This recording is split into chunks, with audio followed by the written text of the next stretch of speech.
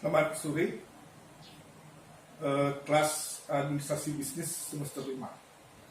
Pada pertemuan kedua ini kita akan membahas tentang lingkungan internal sistem politik Indonesia. Menurut Gabriel Almond, dan ini akan menjadi tujuan instruksional khusus Anda setelah mengikuti kuliah ini. Gabriel Almond mengatakan bahwa lingkungan internal sistem politik ini adalah terkait dengan kekayaan fisik, kemudian sosial, kemudian ekonomi domestik yang menjadi sumber kehidupan suatu bangsa. Jadi kekayaan fisik yang memiliki suatu bangsa, kemudian sosial, kemudian ekonomi domestik. Kita bahas satu persatu dari lingkungan fisik. Nah, menurut Hankam ya, Trigatra dan Hankam ini, lingkungan fisik ini terdiri dari apa? Geografi. Ya, kita tahu Indonesia ini memiliki geografi yang luar biasa, terletak di 2 benua dan 2 samudra, dan jumlah pulaunya 17.000 lebih. Bayangkan, dengan suku bangsa yang berbeda, dengan bahasa daerah yang sangat kaya, memiliki 250 bahasa daerah dari berbagai suku. Ini merupakan lingkungan geografi yang harus kita syukuri, patut kita syukuri, karena kita memiliki kekayaan yang sangat luar biasa yang harus dikelola oleh negara. Lingkungan geografi. Kemudian dari lingkungan geografi ini juga kita memiliki kekayaan alam, sumber daya alam. Sumber daya alam kita kaya. Kita memiliki hutan yang sangat luas, hutan tropis yang menjadi paru-paru dunia.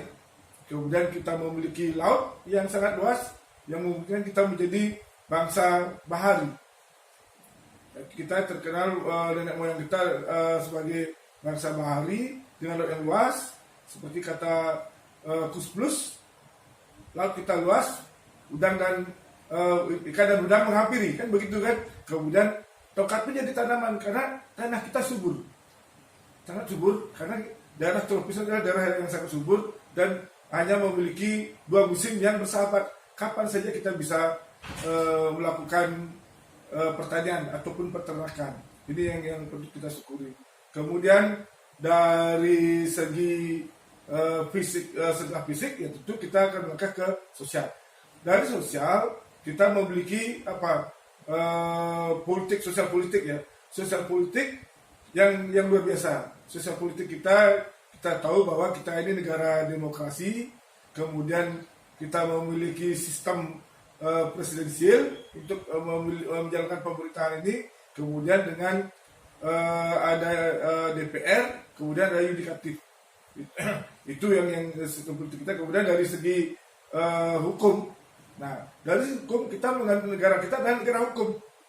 Semua bangsa, semua rakyat sama perlakuannya di hadapan hukum.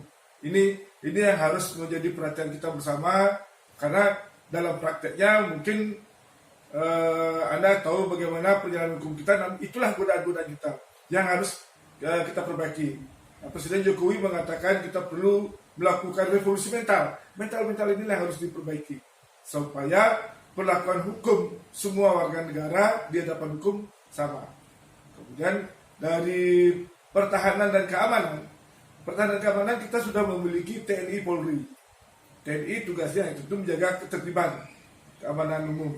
Kemudian TNI ini berfungsi untuk menjaga negara kita dari ancaman negara luar. Karena kita negara kaya dan posisi strategis tadi, banyak negara-negara yang ingin mengacaukan bangsa kita. Mereka masuk ke wilayah teritorial kita tanpa izin, bahkan bangsa atau ada bangsa lain yang mengakui daerah perairan kita. Inilah yang harus diperhatikan dari pertahanan dan keamanan. Kemudian dari budaya, tadi kita sudah menceritakan, kita memiliki budaya yang sangat luar biasa, dan ini harus kita pertahankan. Budaya-budaya di luhur ini harus kita rawat. Inilah sistem internal, ya, lingkungan internal sistem politik Indonesia yang sangat luar biasa. Jadi dari segi kemudian ekonomi domestik kita memiliki sumber daya migas. Sumber daya migas apa? Ya kita memiliki ladang minyak yang luar biasa, kemudian kita memiliki tambang yang sangat dibutuhkan oleh bangsa yang lain, termasuk di Papua. Kita memiliki yang dikelola oleh Freeport, itu kekayaan yang luar biasa. Nah sekarang di Morowali ini sama hampir mirip dengan Freeport. Sumbernya dia di situ ada emas, kemudian ada platinum dan ada bahan untuk membuat baterai. Makanya Bapak Presiden mengatakan akan membuat pabrik baterai terbesar di dunia karena kita memiliki sumber daya alam itu. Nah, kemudian belum lagi kita berbicara dari Newmont yang ada di NTB. Banyak sekali sumber daya alam kita. Kemudian dari sumber daya non migas, ini yang luar biasa. Non migas kita memiliki laut yang dalam.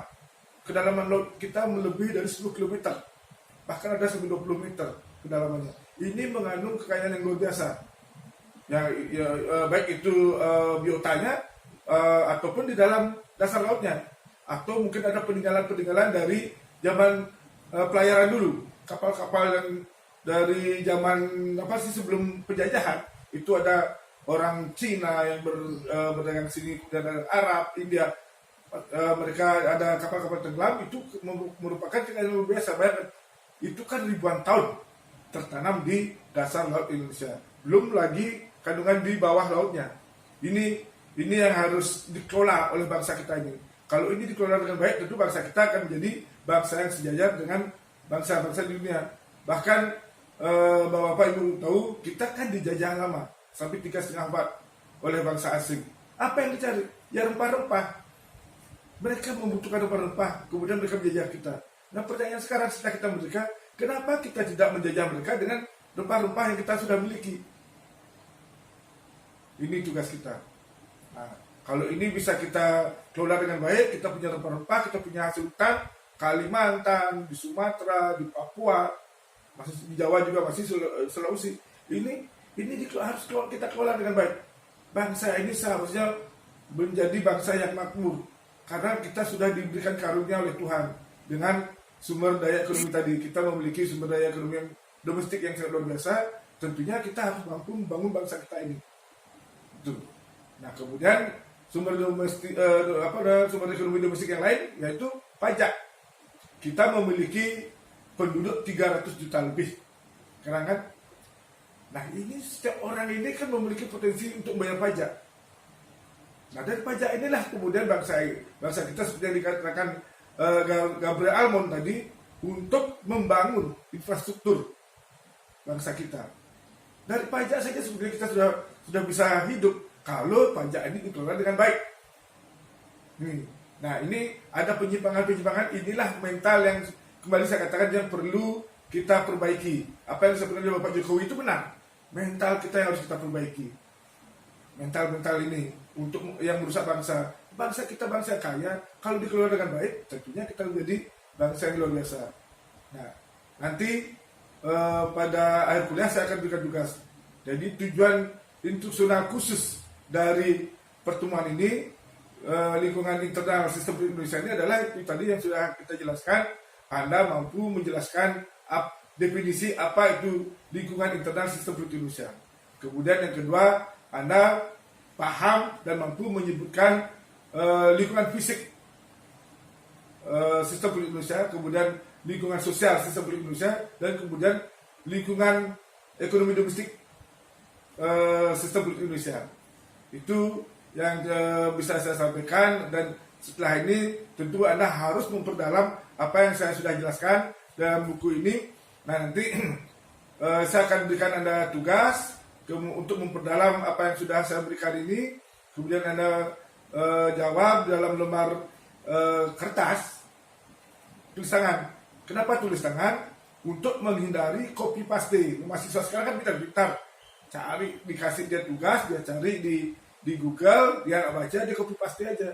Kadang-kadang jawaban temannya di copy paste. Tetapi kalau Anda menulis tangan, walaupun Anda mungkin melihat tulisan teman, Anda tulis tangan, paling tidak itu akan mampu lewat di otak kecil Anda, memori Anda. Sehingga apa yang saya berikan kuliah sekarang ini dengan kedalaman nanti tugas itu, kita berharap Anda memahami apa yang sudah diberikan oleh dosen. Demikian, sampai bertemu pada pertemuan berikutnya.